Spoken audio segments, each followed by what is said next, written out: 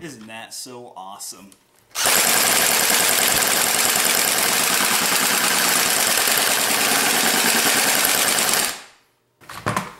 Folded! Keep hitting the selector switches.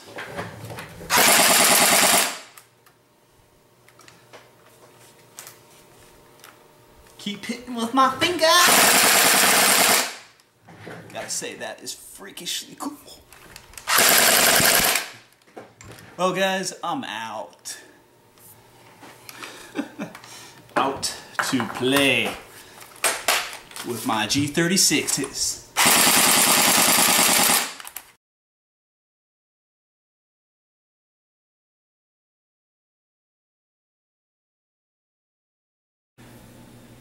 Alright, here we go. We're gonna unbox the G36C from Airsplat. Let's get started. Pretty huge box. This way.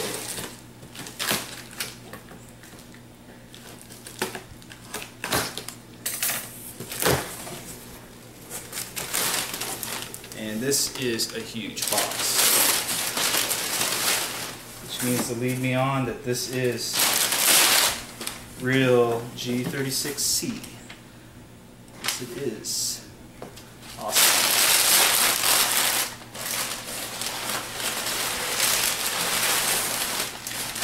So of course there's some paper in here. What you pay for, right? Paper. In their shipment.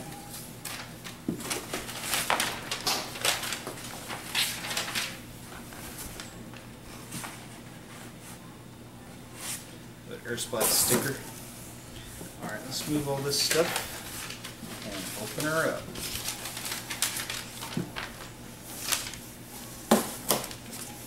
There's the Airsplat sticker. Let's get this box out. Wow, this was heavy.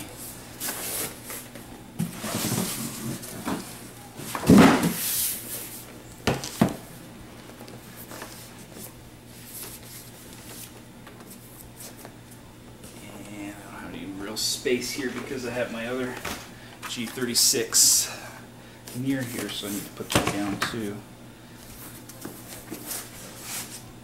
Oh, ho, ho.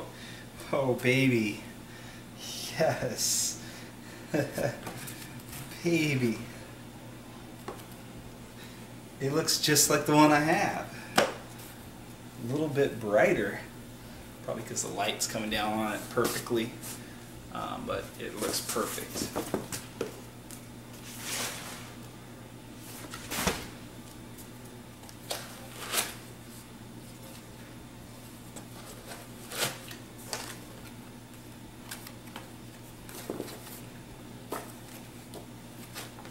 Let's go ahead and talk about when you're unboxing. Easier if I sit down so you can see me talking, so you can see what I'm going to talk about. So here's the G36C from Aries, and sometimes they don't say on the box or anywhere made by Aries, so you're looking around, and really the only way to tell, from what I found, is to go online and check the dealer's reviews of the gun. So you look up an Aries G36C, and if it isn't the same kind of type that's in your box, that's pretty much the only way to tell. And they don't label on the box, but Umarex USA. But sometimes stuff is licensed through Umarex, so you're going to see it on multiple different guns, so it doesn't make any sense. It doesn't say Aries anywhere on here. I think that's kind of important. That should be done, but it's not done. Regardless of whoever manufactures it, you see it quite often, it's just not there. So let me go ahead and move the manual stuff there. And you can see this is packaged very well. It's in a way that the gun cannot get really hit through shipping.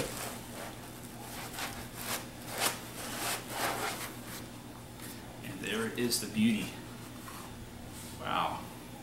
this feels nice because it doesn't feel as dirty as my other one, but my other one's in great condition too. It's just like brand new. This just feels nicer because, you know, it hasn't had the stuff removed from its factory, and the smell of it you can totally tell. So this looks beautiful. This looks absolutely beautiful.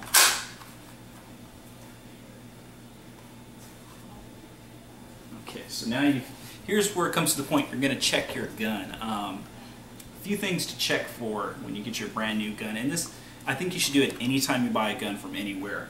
One of the first things you do is you look over the gun for blemishes and scratches, any cracks, any marks, and usually if it's a cheap metal gun, it will have some blemishes because the paint just doesn't really allow that. This one is in very good condition. Even if there's a very small blemish, it's not something to fear about. It's if you see a whole bunch of them, it's unreal.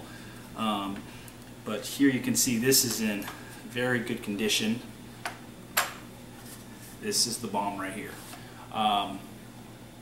After you look at it for blemishes and marks, the next thing you do is look at it for the screws, the bolts, anything that kind of looks out of line. The reason I say that is because you're going to want to pay attention and fix it now before things happen. Basically, usually a lot of Cyma products, sometimes I look and there's a screw missing. So a good example, like imagine if I didn't have that pin and I'm looking at this, oh, it looks fine, you know, and then later on I realize, where's the pin? And I look, you know, through the box and I don't see it.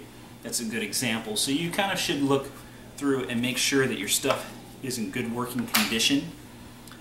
This is in great condition. This is one of the, it's probably a little bit better condition than my previous one. I mean, this looks top notch. You want to try all the things that you would when you go to fire the gun. Selector switch works really good. Check your sights. Everything there is fine. Usually sometimes I check through the rail to see alignment. This gun's very aligned, there's no problem there. The bolt, check to see if it's got your hop up.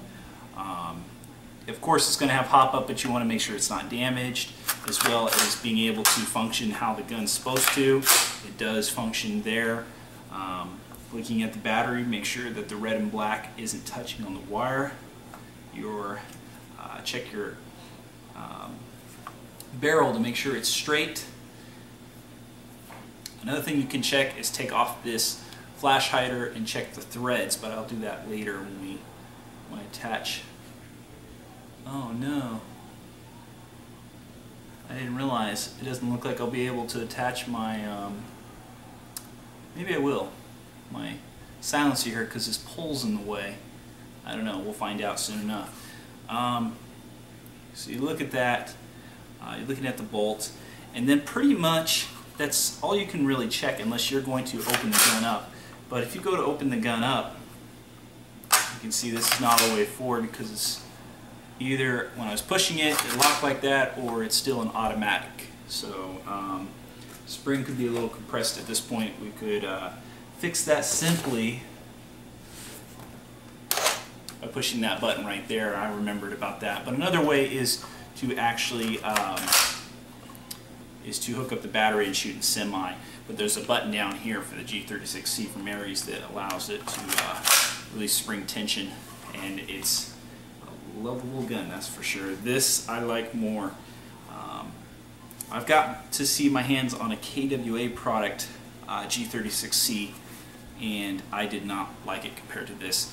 The things I can tell you right off the bat, the finish on this is absolutely amazing.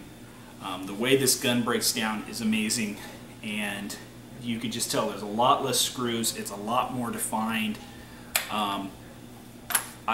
Honestly, the quality on some of the parts, this is a lot better. The stock having rubber and the KG36C didn't. It was just like, this kind of feels, and then the weirdest thing about it was looking at the body. It had black, but like a goldish orange, and you couldn't really see it. You could kind of feel the texture of it until you put it, you know, directly under the light. Then you could see that it was colored like that. I didn't understand it, but it was one of the reasons I didn't like it. Definitely, this is by far, I love this. So let's go ahead and hook it up. You check your magazine.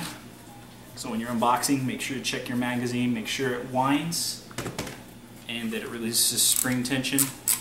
You can put BBs in it to check that. Definitely does wind. And there's a button at the top you can push. Make sure you're careful not to get BBs coming at your face, you know, or pouring out somewhere. And then you check. It does open. It does look like that goes there. Check to see if it goes in the gun right. Everything's great. Okay, so the next thing you're going to move on with your gun. I did state check out for the pins. A lot of roll pins are really tiny and hard to see, but here's an example. You can see there's a pin right here, and here, and here. So there's 3 pins. Those you should check to make sure they're in there really well. I usually check both sides to see if they're in there evenly.